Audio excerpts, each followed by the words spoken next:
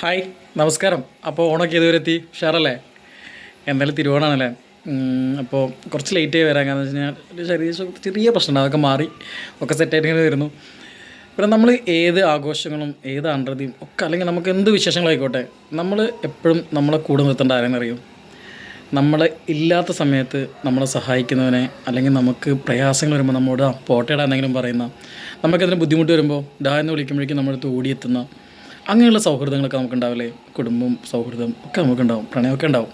അവരെ നമ്മൾ ചേർത്ത് പിടിക്കുക.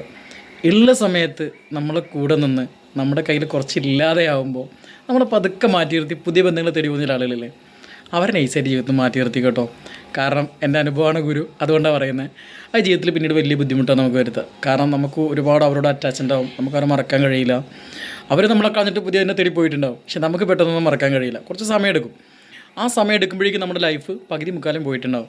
അപ്പോൾ അതുകൊണ്ട് തന്നെ നമ്മളെ ഇഷ്ടപ്പെടുന്നവരെ, നമ്മളെ സ്നേഹിക്കുന്നവരെ നമ്മൾ സ്നേഹിക്കുക, ഇല്ലാത്ത സമയത്ത് കൂടെ നിൽക്കുന്നവരെ നമ്മൾ ചേർത്ത് പിടിക്കുക. അപ്പോൾ എല്ലാവർക്കും ഒരിക്കൽ കൂടി wish happy Onam. Bye bye. പൊളിയാക്കി സെറ്റാക്കി പവറാക്കി ഇറക്കട്ടെ ഓണം.